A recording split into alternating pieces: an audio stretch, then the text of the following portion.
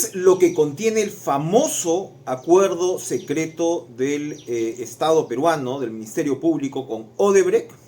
Por supuesto, el documento vuelve a la noticia porque el Tribunal Constitucional ha decidido finalmente, ante el pedido de un habeas data, hacerlo obligatoriamente público, hacer público este documento que lleva casi 7 años oculto,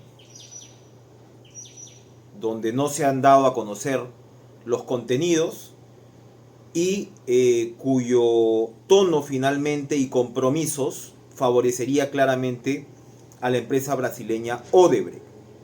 Ahora bien, nosotros les vamos a contar qué cosa es lo que tiene ese acuerdo, o al menos la parte fundamental de lo que contiene ese acuerdo. Caretas accedió a el documento que en diciembre de 2018, fíjense ustedes, hace 6 años, firmaron las partes, es decir, las partes negocian, estamos hablando del fiscal José Domingo Pérez, el representante de Odebrecht, Ricardo Luis Machado, la abogada también de Odebrecht, Lourdes Carreño Carcelén, y el entonces procurador del caso Miguel Ramírez. Acordaron este documento y lo sometieron al juez. Lo que se supone que sería público, que se va a hacer público, es el documento validado por el juez. Pero el documento con el que contamos tiene tal cual todas las provisiones. Vamos a ver si finalmente al momento que se haga público, esperamos en los próximos días, hubo adiciones, digamos, a lo que se acordó inicialmente entre Odebrecht y el Ministerio Público. Lo que sabemos es bastante revelador. Para empezar, la empresa solo se comprometió a colaborar con 4 proyectos que podría considerarse tenían visos o elementos de corrupción.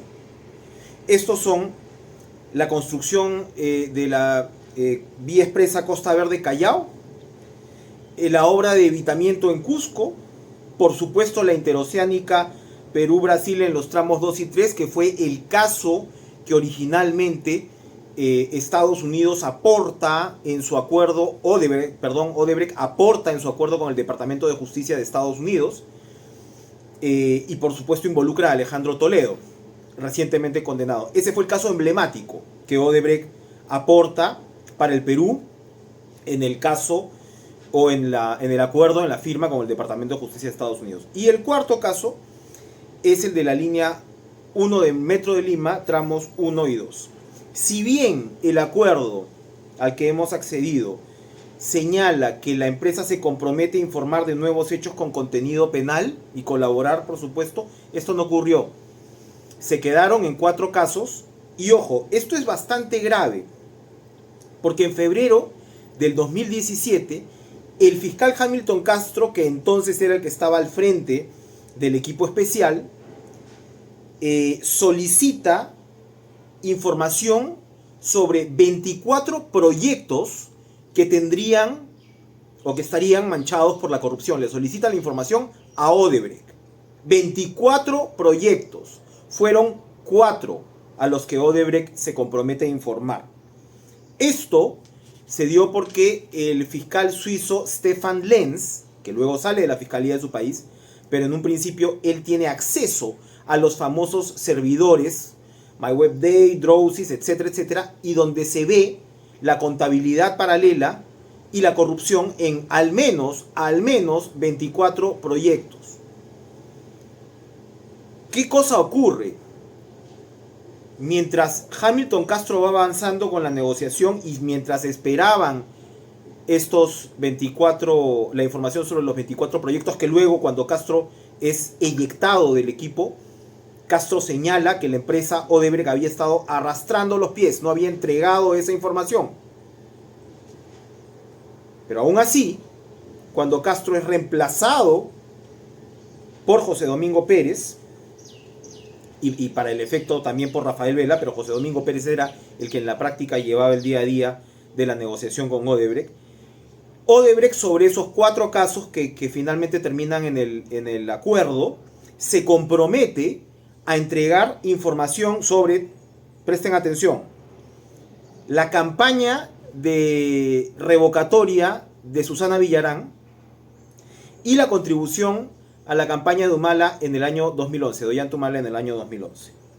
¿Qué pasó? Cuando se llega al acuerdo final, que es el que nosotros tenemos, no están esos dos proyectos, aparentemente, o dos coimas, como quieran llamarlo, ¿no? Dos actos de corrupción, no se incluyen, estos dos episodios no se incluyen en el acuerdo entre Odebrecht y el Ministerio Público.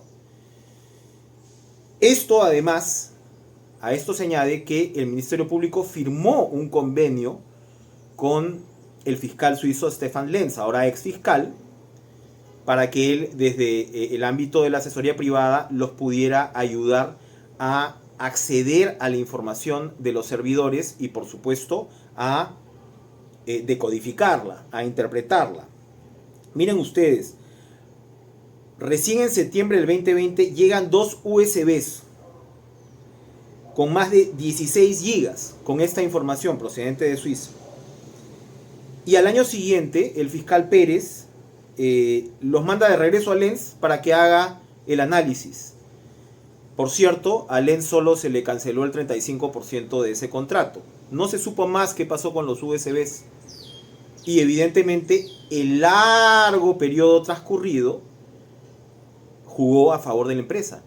Así como había jugado a favor de la empresa solamente comprometerse a 4 casos de una larga lista que por lo menos se acercaba a los 24 o a los 25 casos. Ese es uno digamos, de las primeras piezas de información de impacto que uno puede ver en este acuerdo que nosotros hemos revelado en Caretas a lo largo de este año 2024. Vamos a continuar, por supuesto, hablando en una próxima columna sobre el tema del dinero. ¿Qué pasa con el tema del dinero en el acuerdo entre Odebrecht y el Ministerio Público?